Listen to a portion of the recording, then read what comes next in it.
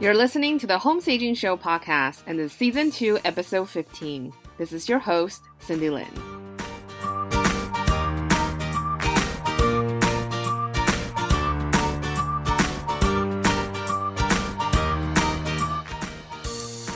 Hey guys, welcome back! Oh my gosh, I can't believe that this is the last episode of the season and the last episode of 2015. So much has changed since I started podcasting. I've been getting some really positive reviews and responses for season 2. So thank you guys for that, for providing those feedback. On today's show, I will be doing some Q&As. And some of you had kindly submitted questions for that. So I'll be answering that on the show today. I'm super excited! If this is the first time you're listening to the show, I'm Cindy Lin. I'm the founder and owner and chief of everything officer at Stage 2 More Home Staging here in San Francisco Bay Area. I've been a home stager for about 10 years, and you're listening to the Home Staging Show, where we talk about all things real estate, home staging, and styling your home. My goal is really to help you to learn the principles and concepts to help you beautify your space, whether you're staging or for selling. Whether you're staging or beautifying your own home for living. Okay, so a few housekeeping stuff before we get started on today's show. Our free 30-day home staging challenge is back. If you are thinking about putting your home on the market after New Year, this will be a great time to sign up. I also switch up the format. It used to be that you get an email every 3 days. Now you have access to all the content in our private site. In addition, you also have access to the podcast episodes that go with each step. So let me know how you like it. I'm going to link it in our show notes and you can sign up from there. Our Stage Your House Like a Pro video course is now $99 for a winter promotion. I'm doing that so that I can beta test the program even more on our new membership website. Once we launch the update after New Year, the price will be going up. I'm also have added a couple more styling lessons for the course and then tweak some of the content a little bit so they flow a little bit better. So you will also get access to me in the course as well, which makes a great value since my staging consultations generally range about $200 and up.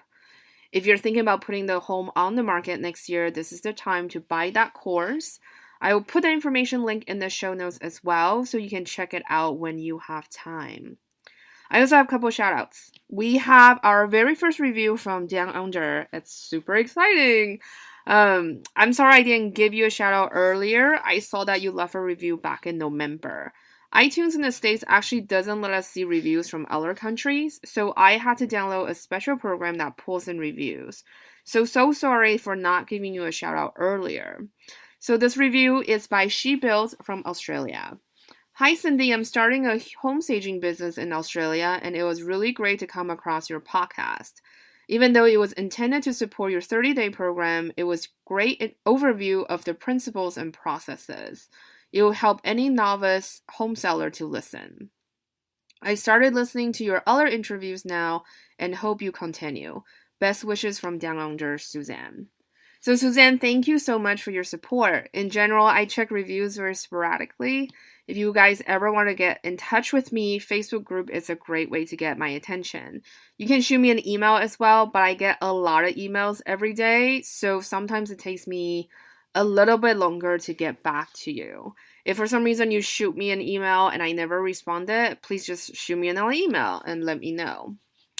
In our Facebook group, Phyllis wrote, I just listened to the podcast with Marge Weir and really love it. It was so fascinating to hear her honest opinions and real life experiences about home selling and staging from a successful real estate agent's point of view. I think you're doing a great job, Cindy, of bringing interesting and diverse guests on your show. I also love how you are interviewing people from other parts of the country to give us a well-rounded perspective on all things home staging. I love the podcast format too. I listen while I'm folding laundry or doing dishes, and it sure makes doing those chores something to look forward to. So that's really fantastic to hear and a really great feedback. I do try to hit different perspectives and look at selling and staging from different angles. The other thing is that I'm not an expert on everything. So I think it's really important to bring guests in on the show so you can take advantage of their expertise and experiences. A lot of times, sure, there's a lot of stuff you can Google or watch YouTube videos, but it also is really helpful to just hear from the experts in the field. and learn from their little tricks and tips, because that's something usually you will not be able to see or find when you're Googling online. So thanks again, Phyllis, for your review and your support. Another review is from iTunes. This one is from Joy Select 14.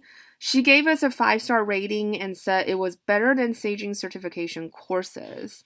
Her review said, I have renovated 4 houses on my own and staged them for a living and then for sale over the last 12 years. I've taken 2 staging jobs, 1 completed, 1 in discussion following a consultation, while I decided on a staging certification course. I have listened to several sample certification courses and research vendors, but I have learned more listening to your podcast. Very practical, on point, and creative. If you offer an online staging certification course, I would sign up for it in a heartbeat. You're a good communicator and convey genuine concern for the consumer. Keep up the good work. This review is just incredible. So thank you so much for that. I cannot tell you how much I appreciate you taking the time to write this. It really means a lot to me. I actually got a little emotional when I first read it on iTunes. This is the first time I'm podcasting and doing a show like this, so it really means a lot when I see feedback like this. I mean, obviously, if you hate the show that you're listening, please tell me as well so I can improve on the show. But if you have listened to the show for a while now, you can probably tell I'm fairly transparent about a lot of stuff. And my staging company, Stage for More, will be celebrating 10 years in a couple months. So in the last few years, I've been doing a lot of reflections on where the next 10 years should be. As you know, I'm very passionate about education and home staging. I take a lot of courses in general, and one of my New Year's resolution is actually finishing up all the courses I've signed up for so far before taking on new ones. Just give you a little perspective, I have a backlog of about 40 plus courses waiting for me to finish this holiday season. Some are full-on 8-week modules type of courses, and some are like mini courses, like a couple hours, like webinar replays, that kind of thing. Because I personally have done a lot of courses about staging and business and creative work, I feel very passionate about providing value to things that I am involved in. I know that you guys are very savvy nowadays, and everybody has a lot of information at your fingertip, and everyone is super busy. So if you're taking the time to listen to the podcast, it really needs to be worthwhile for you to listen to and worthwhile for me to produce. I was really blown away by your review, and funny you should mention staging certification courses. I personally have taken quite a few in my life, especially when I first started, so I have an understanding of your experience. For me, it was almost 10 years ago, so maybe the courses now have changed a lot. I don't know about that. If it does or if it does not, leave me a note in the show notes. I'd love to hear back from you guys. But I do see there are a lot of I do see that there is a strong disconnect between when people first graduate from staging programs to the point where they're actually successful and thrive. I do get a lot of emails from stagers who are new or who have been in the industry for a few years, and I can see that pattern emerging. I have no plans, unfortunately, to come out with a staging certification course, because I just feel like there are a lot of staging schools out there already doing that, and some are doing very, very well. I don't really feel like it's something that I want to do, particularly like churning out more stagers into the market space, because sometimes I feel like the courses that people are teaching are not necessarily preparing them for the real world. But I am planning to release a course next summer that shares my entire process of how I built my home staging business to a 6-figure business and find the level of success that I was comfortable with. It's a course that takes you through the foundation principles to the more advanced, like leveling up your business. So we will start from mindset, vision, your definition of success, pricing, profitability, working with clients, marketing, operations, ethics, legal, to like more advanced topics like hiring and ramping up. And then what happened when you hit that coveted 6-figure or the next level or dealing with burnout. Those are all very important topics and things I've learned in basically 10 years of running my own business. There'll also be technology module where I share all my productivity tools and things I use daily or weekly in my business and tutorials as well. So it's kind of like a giant Q&A session in a way. The course will not only share my experiences of what have worked really well in my business, what didn't work very well, and what I wish I had done instead of not doing. So that's kind of the gist of the course. The reason why I want to do it is also because I really struggled before I was able to hit a certain level. I constantly feel like I was a failure. I really felt like I clawed my way into the highly coveted six-figure position. And knowing the living costs in Bay Area, six-figure actually doesn't do a whole lot. And then once you hit six-figure, then you find out, oh my gosh, there's a whole new set of problem now because you're in a different growth phase. So those type of problems are very real. They burn out people very quickly, and building business is hard. My parents both had their own businesses, and I seen both sides of the coin. And the reason why I want to talk about the foundation stuff, like mindset, was that I had a very particular idea of what success looked like. Because as a child, I was able to see my parents, the fruits of their labor. So it wasn't really necessarily the right perception of success. And it wasn't until I had my own business, I had to figure that stuff out for myself. And I feel like looking at the comments in the Stagers group, or comments on the blog or comments in my emails, I can see a lot of people struggling, but they don't necessarily feel like they can voice that concern. So that's why I want to do this business course, because I do see that there's a pain point. And hopefully I can help some of you that are going through that struggle and help you to alleviate some of that pain. So yeah, it's going to be a little bit of an ambitious course. So we'll see. But I do feel very passionate about a topic. So I hope that it will really provide some value for those of you who need it and want to take your business to the next level. So thanks again, Joycelet, for your wonderful review. If you're interested in the course, I've set up a little sign-up form in the show notes. I don't know what I'm going to call it yet. I feel like calling it Six-Figure Stager might be a little bit gauche. But it also sounds kind of spammy. So let me know how you feel. Just talk to me in the show notes, and I'll respond. So I'll be beta testing that course as well before I launch officially. So be on the list. We'll let you know when that's happening. So our first 3 questions of the day were submitted by Lisa in our Facebook group. So first of all, the first question is that I have a question. What would be a realistic time frame from beginning to end for a complete home staging project? Is 1 month enough time? That's a really great question. I hate to say this, but it actually varies. It depends on how much work you have to do on your house. If you're just doing touch-ups like repainting, adding plants to your landscaping, refinishing our hardwood floor, and basic repairs, you should be able to do everything in 30 days.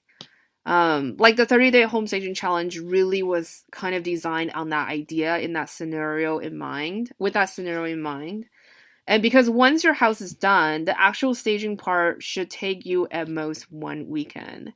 Maybe slightly longer if you run out of materials you have to go out and buy and then come back to tweak it.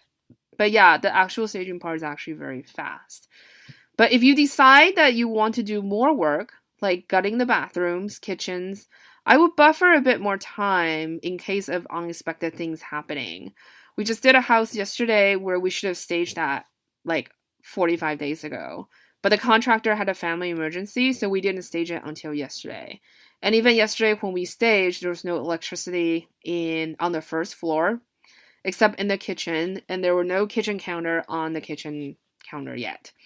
So and also because of the delay, we had to come in a little bit later. So at 5:30, the sun already set. It became we're just wrapping things up in the dark. So it was a little bit stressful.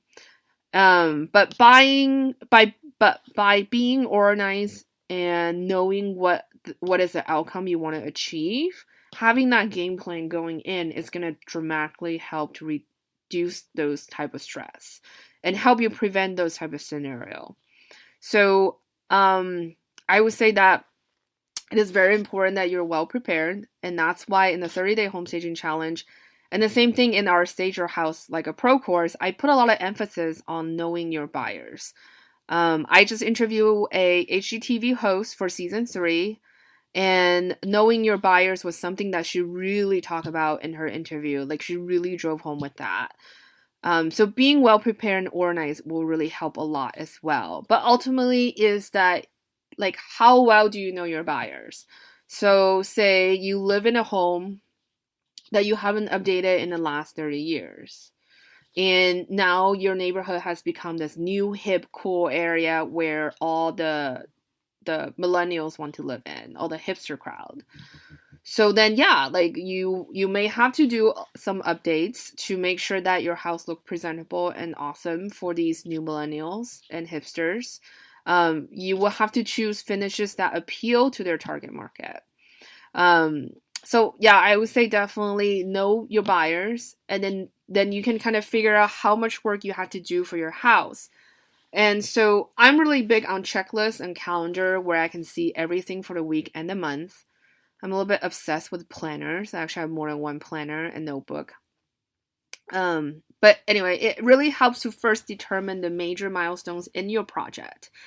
So for example, if you decide that the outdated carpet needs to go and you want to put in hardwood floor, okay, so then your flooring selection has to be done by a certain date, right? Materials order and actual installation.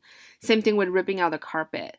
So once you figure out those tasks, then you can prioritize your calendar. You can prioritize your task, kind of figure out where it needs to go. Obviously, the carpet needs to come out first, but while carpet is coming out, you can figure out your flooring selection, your hardwood floor.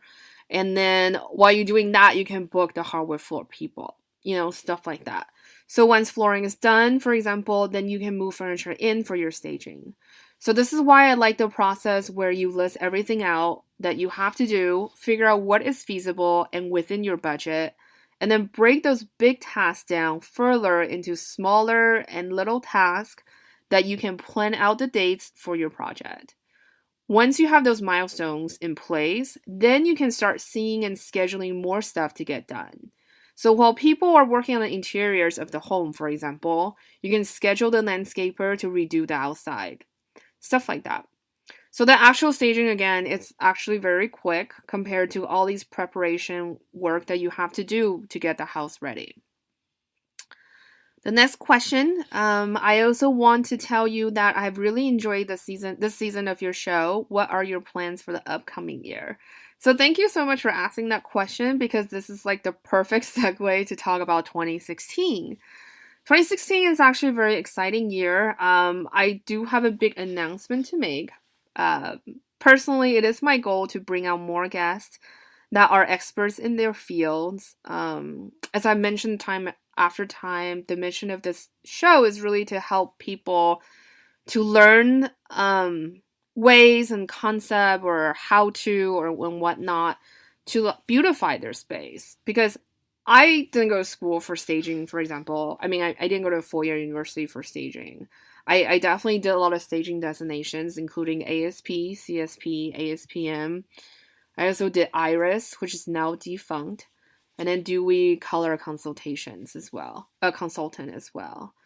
But I believe that if I can do it, anyone can do it. I think your environment is so important for your success. I have said this on the show again and again as well. I really do feel like how you live in your environment has a very big factor of how productive you are in your life, how happy you are.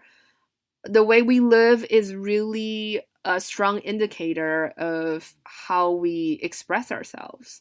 So I think that's very important, and that's really the mission of the show. And I used to do visual for Anthropologie. I had a 5-month internship there. And it was a really eye-opening experience, because when I was doing visual, before I got into doing it, I was actually very scared of doing things with my hands. like I could use a power tool because my mom forced me to learn, but I was feeling very uncomfortable putting a shelf up, for example. But once I had to work in that environment, because I always had this dream to intern for anthropology, and it just so that when I went back to study more visual merchandising, because I feel like I hit a plateau with my creative skills. And so I was like, well, I'm a student now. That's perfect. I can intern for anthropology. So I applied, I got into the store, and I started working there.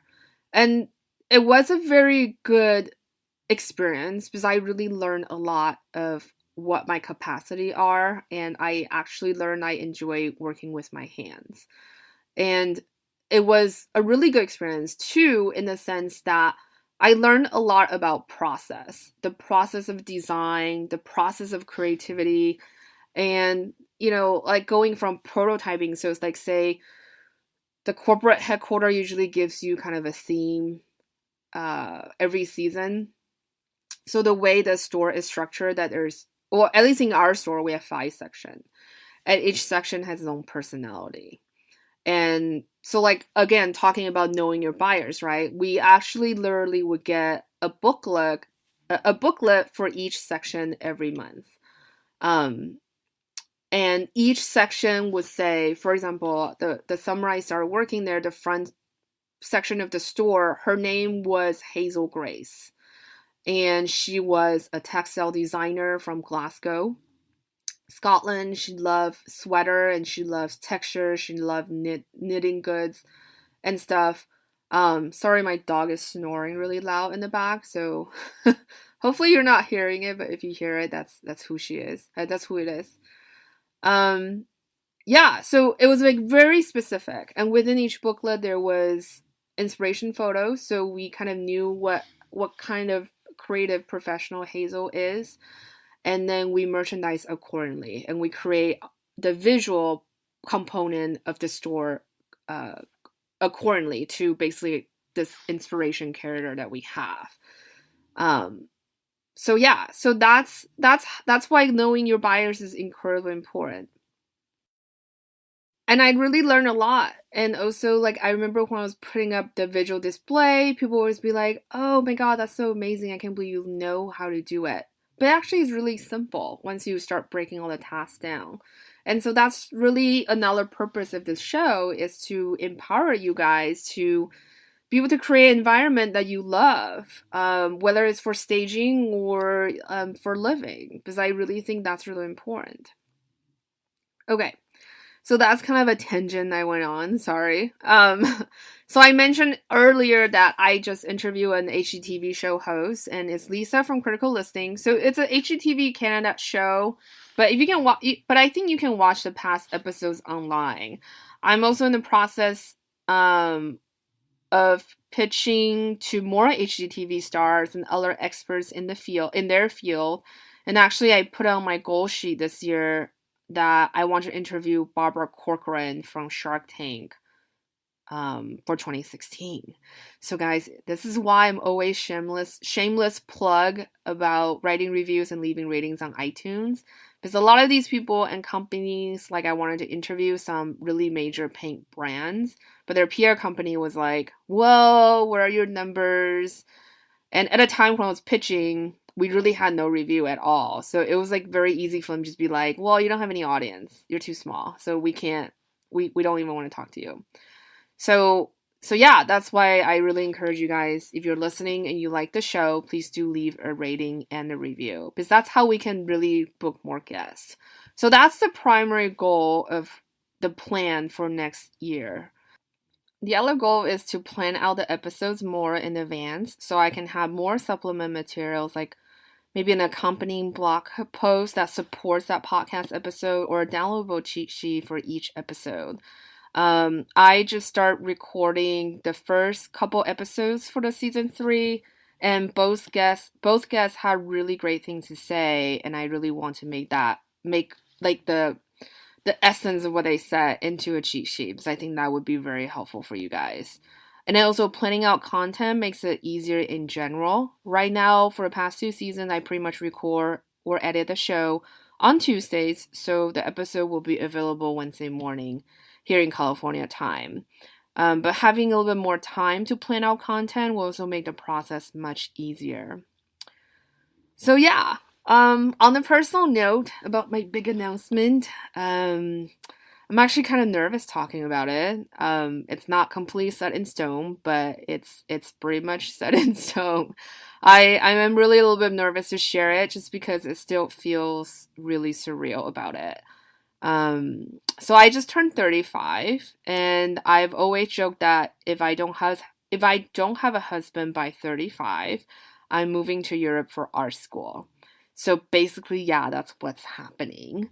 But I'm only gonna be gone for school for probably 6 months.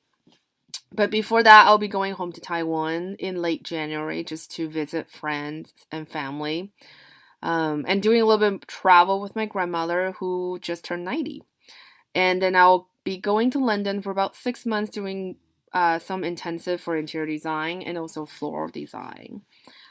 And the reason why all this stuff was happening is that I actually had a very rough 2015, especially in the beginning of the year. I had some family emergencies that I had to take care of, and that really have forced me to scale back on the hands-on service work that I do.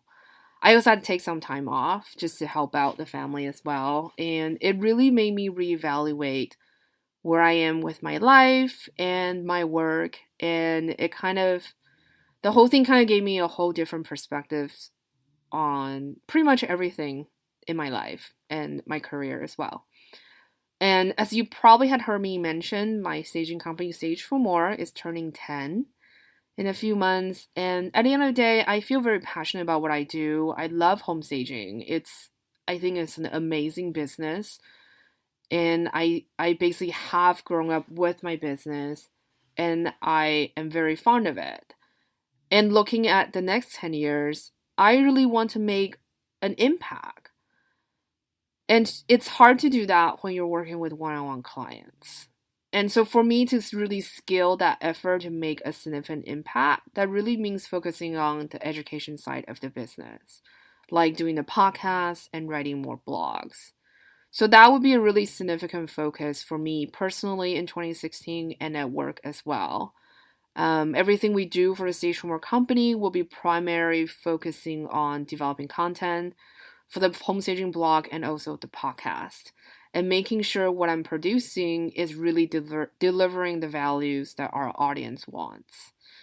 And also as a creative professional, I just want to learn more about other discipline and other creative fields as well. I always joke that staging is a little bit like doing Botox for the house, but now I actually want to do nose jobs. So that's why I want to do some more studying on interior design and also dabble in, like I've done a couple weddings. I was very fortunate to be able to participate in my friends' weddings and did some design for them. And it was very fun, actually. So I'm looking into doing that, taking a little bit more of those projects as well. And it just, in general, I want to venture out into other types of styling, more larger scale interiors, editorial photo shoots, that kind of stuff. And then after my intensives in London, I'll be traveling around Europe for a little bit and probably ending the trip with visiting Christmas market in Germany. It has always been one of my bucket list items, so I'm pretty excited. So yeah, pretty big announcement, right? So I guess that would make me a full-time blogger and podcaster next year, whatever that means. So the third question is from Lisa again. I have a Nikon DSLR camera, D610, and when we finally get ready to sell our house, I want to be able to do some of the photos if they're good enough, and I'm wondering what lens or lenses do your photographers use to capture their room. And it may sound odd, but I actually photograph each room now after I clean, and then I review the pictures and see what needs to go, what looks too cluttered, etc. It makes a difference, and I have noticed that I've been more effective with my decluttering after photographing a room and seeing it through the camera. So I think that's great, Lisa. I think it's awesome that you're taking the before and after photos of your decluttering. And I also think that it's great that you're training your eyes to see what your camera sees. I don't think that's weird at all. I do that all the time. And I know quite a few creative professionals now, especially people who are big on Instagram. You'll be surprised how many takes of Instagrams they do. Um, but yeah, like doing that, having that process and seeing, like training your eye to see what your camera sees, I think it is really important. Especially when it comes to selling your house. It doesn't mean that if you're a home seller, you want to devote a lot of time on that, but I think it is cool. It is good that, like, for example, like, you know, get a few home design magazine and kind of, especially if you're taking your own photograph. So you want to figure out what would be a good perspective for you to take the shots. So if you look at design magazine, for example, you're flipping through, I don't know, like Better Homes and Garden, or I read Living, etc. It's a British magazine. And then, oh my god, I'm blanking out. But anyway, oh, Dwell, for example, you're taking a look of the rooms, right? Like, so have kind of an idea. So when you're test shooting this, you should also take the photos in a few different perspectives. But if you look through magazine, generally you are looking at photos kind of like an eye height, like a eye height level or a little bit below that usually. And that perspective is usually more pleasing. So I would recommend, if you really are dead set on taking your own photo, first of all, study that. The other thing is, I didn't hear back from my photographer yet, because I use Flickr to back up my photos. So I can tell you what they use. Because on Flickr, it tells you the data embedded in the digital file. So it actually tells you what lens people used, the shutter speed, the f-stop, and what machine they used. So I use two photographers regularly, and it looks like one of them has a Nikon D700, and he uses a 35mm lens, and the other one uses a Canon EOS 6D with a 35mm lens. So it looks like 35mm is the way to go here. I would say that if you plan to take your own photos, I would check out post-production procedures as well, because that's something basically all professional photographers do that. And having gone through the process of working on photo shoots, I can really attest to that, like how important post-production is. Sometimes post-production actually costs more than the shoot itself. It's a very important part to adjust the brightness and contrast and all that, and making sure that your room looks flattering. So for example, one of the things that a lot of professional photographers would do is that if the room looks crooked, I'm sorry, I can't talk today. If the room looks crooked, it's not a great photo, because it impacts people's perspective and the way they look at a photo. So what you want to do is you want to go into Photoshop and straighten those lines. So for example, when I shoot my own photos, if the lines are not straight, when I talk about lines, for example, you're shooting a room, that would be like the door jamb, you know, the windowsill, that kind of thing. I mean, the lines of the windows. You want it to look straight. So for example, if you have like a crooked window line, people will feel like you manipulate a photo, for example. Those are very obvious when you use like fisheye lens, that kind of thing. It does distort the room. I also feel like I'm not a fan of the fisheye lens, because I feel like it, not only your photo looks distorted, people also feel cheated, because those type of lens tend to make the room feel bigger than it actually is. And I don't really think that's a good relationship to have with your potential buyers. So yeah, so if I for some reason shot a room and it looks crooked, I would straighten it in the Photoshop just to make the room looks like correct, like how an eye would see it. So a lot of people I know use Adobe Lightroom. I believe there's a free trial. You can try that online. But at the end of the day, I still recommend getting a professional photographer if you can, because the investment of hiring a professional photographer versus buying new lens and spending the time trying to edit your photos, it might not be worth it. You may spend actually less on hiring a professional to do it. But it sounds like you have a very nice camera, so you probably know a thing or two about photography. But anyway, so I hope that answered your question.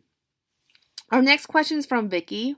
Cindy, I like your honesty and I find that really refreshing. I'm a new stager, and do you see any issues in the industry right now? So thank you so much, Vicky, first of all, for that. I really appreciate it. I'm a straight shooter. I appreciate that.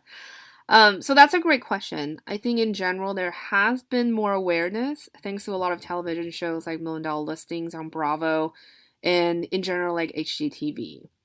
I think people now know that they should prepare and stage their home for sale when it's ready to go on the market. But I still see a lot of misconception as to what staging really means. Some pockets in the country are still lagging behind, but I think in general there is a general awareness, and it is a lot better than when I first started 10 years ago. Staging is also more popular in other countries as well, and I've seen that numbers grow. And I can also see from our podcast stats. I mean, we have people from like South Africa listening to the show, so it's definitely getting out there. And I'm starting to see different kinds of business models emerge, and especially where brokerages have their own in-house stagers and then really provide that full service for their home sellers. And it was kind of interesting because I know the blogger Holly Becker from Decorate, and then we're talking once about my business. Like she like did a consultation for me on like improving my business, so to speak. And she was telling me about these brokerages in Germany, in Berlin specifically. They would really stage, they will hire stylists, basically they have in-house stylists, and they'll really stage a house like how interior design blogs and magazines would. And after they are done staging, they would pitch these photographs to these big bloggers. That's how Holly found out um, about this business model. And I think it's very interesting. And I actually look at their website as well, and it's very on brand because that's everything they do. They have a very consistent selling. In a way, it's kind of like having Pottery Barn as a brokerage, where the stylists have a very strong branding guideline of what they need to fulfill and how they need to merchandise a home and stuff like that. So I think it can be a very successful model. I'm actually a fan of it. I think for me, working with agents have always been more like a partnership. I'm like no one's help, okay? I'm not there to be your help. And I don't like that type of clients would treat their vendors like help. Even though you are paying me for service, I would like to be treated as a human being in general, not as someone's servant. But anyway, that's another tangent. But yeah, so I think I do see there's more kind of that awareness and then different types of business model as well. There are a few things that are worrying me as well. The threshold to enter our field is incredibly low. So there are usually a bit of inconsistencies on pricing and business models and business practice right out of the gate. And sometimes that is not so great for the consumers and other stager colleagues as well, because I've actually seen this impact my own business as well. A lot of new stagers coming out feeling that, I mean, I understand because they're really hungry for work, but they do it by undercutting other stagers who are established in the market. While they can get that job temporarily, it's not a long-term solution. Because when they're undercutting the pricing, they're disrupting the market space in a negative way. Because now the client's like, well, I just hired a stager basically for $20 an hour. Why should I pay you 80 per hour or 150 per hour and stuff like that? But the thing is, when my client hire me, they're hiring me for my experience and my expertise and then everything I bring to the table. For example, I've been staging for 10 years. I've done visual merchandising for Anthropologie and Ralph Lauren, Saks Fifth Avenue, very big brands. I really understand what type of buyers I'm working with that are coming to these houses. I know about selling, and I consistently educate myself through different types of classes, whether it's creative or business. And that's why I charge what I charge. And that's different than a new stager. A new stager can't come out right out of the gate and expect the same level of pricing what I would be charging. But the thing is, a lot of time in real estate, consumers only really care about the cheapest estimate they receive. And they feel like, well, as long as I stage my house, it's totally fine. But they don't really compare or care about the quality of the staging that are actually going in. And if it's a good fit for their listing. Um, like I've seen this happen over and over again that the client hire a more affordable, a cheaper stager, and the staging doesn't look great, or or have problems. And that's not to say as a new stager you shouldn't be out there looking for a job. You absolutely should, but you should always present yourself in a very clear and I don't know what's the right way to say it, but like in a very clear way that's a true representation of your business and the level of your skills. I have had former assistants that took my portfolio photo and use it as theirs. I understand why they did that, but ultimately they're hurting themselves and not me. Because when the clients see those photos, they expect that kind of results and they couldn't deliver it. So yeah, I a lot of times people are like, fake it till you make it. I really don't think that is the right way to approach it. I think in certain circumstance, maybe. It helps to boost your confidence, right? If you're really nervous talking to a new client, it does help to like pretend you know what you're doing. But the thing is, when it comes to like actual deliverable of the product, the client has a certain expectations based on how you present yourself, right? So if you can't deliver a result that you are presenting yourself to be delivering, you have no business in doing that and deceiving the client, because ultimately that hurts the entire industry. Okay, so that's kind of my soapbox. It is really hard and heartbreaking for me when I see a house sit on the market and not sell. And a lot of times, yeah, it is. The client's leaving money on the table. But the thing is, also, at the end of the day, I can only say so much. Ultimately, it's their decision. So I would say having education is very important. Education for yourself as a new stager, and know how to educate your client and present your value is very important as well. Because that's how we would be able to help out our sellers to sell their home quickly and for more money, and also help other new stagers in the field as well. Next question is from Crystal. Does the bed size really matter? I have a King in my master and my realtor says it's too big for the space. And I don't know what to do. So this is a great question, and actually a lot of people ask this when they are getting ready to go on the market. Size does matter. I'm sorry, especially in staging and styling. Scale is a very important styling principle, and because the reason why is because scale gives us ideas how the space is used and how we relate to the space. And that's why when you see something that's out of scale, you feel unbalanced or weird about it. I would say that if you're bringing in an objective friend or your real estate agent into the space and they feel that your bed is too big, I would recommend changing to a more size appropriate bed. Appropriate bed. I know it's a hassle, but it will showcase a room much better. When you're living in a home, it's very different than how you sell a home. When you're living in a home, all you care about is pleasing you and your family and making the house work for your lifestyle. But once you decide to sell, you need to make your home attractive to the buyers. And to do that, you need to cater to their preferences. I know it's inconvenient to change out the bed, but in this case, if your bed is sucking up all the space visually when someone steps into the home and they feel really cramped, I would say, I'm sorry, but you have to suck it up and change it. On the flip side, I know there are some criticism that stagers purposely using smaller beds to deceive buyers to make their room to make the buyers feel their room is bigger. I think that's a misconception as well. If you place smaller furniture in a small room, you will actually feel the room is small.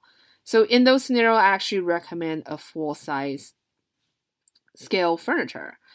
So for example, when we just recently staged this house where it had a very narrow living room. In San Francisco, we kind of call it the bowling alley type of room. I mean, there's definitely bowling alley type of homes as well, where the actual home is very long and skinny, and you basically just have this one hallway going down through almost the entire length of the house.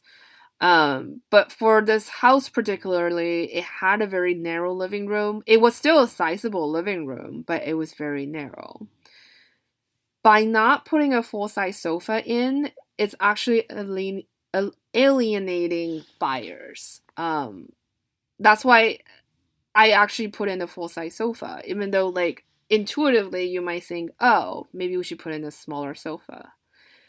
Because when you're doing that, when you're not putting in a full-size sofa, you might actually I'm sorry, let's start over. I can't talk today for some reason. Okay. So when we have a very narrow living room, by not putting in a full-size sofa, you're actually making the potential buyers feel like, wow, this room must be small. Like I can't put in a full-size sofa in here. All they can fit in is a love seat. So when people, especially when most people look for houses nowadays, they're looking at online. So when they see that you only have a living room that has a small sofa, they might think, oh, okay, this living room is too small for me, and I'm not going to look at it in person. So just like that, you take your own house out of the running and lose another buyer. So that's why I recommend using furniture that is size appropriate for your room.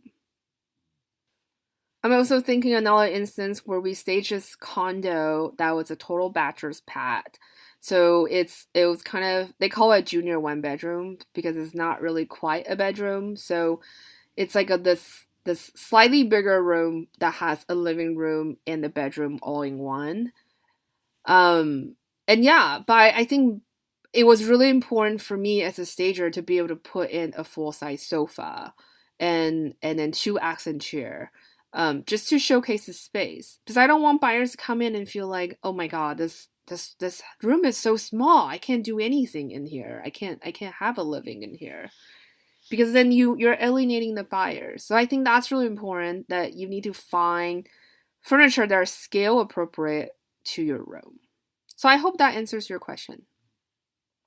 So that's it for today's show, and this year's show, actually. It's been a really great year to podcast with you guys, and thank you so much for listening and putting up with my learning curve on how to podcast. I really, really appreciate it. As you know, I'm currently looking for more guests to be on the show for season 3. If you know anyone or want to suggest someone, please let me know. If you enjoyed this episode, please leave us a review and rating on iTunes, SoundCloud, or Stitcher. It will only take you maybe less than a minute to do it, but it will really, really help us keep the show going. As usual, feel free to ask any questions on the show notes or in our private Facebook group. You can find the show notes by going to www.stagedformer.com/podcast. That's it. Have a fantastic week. Happy holiday. Happy New Year and happy staging.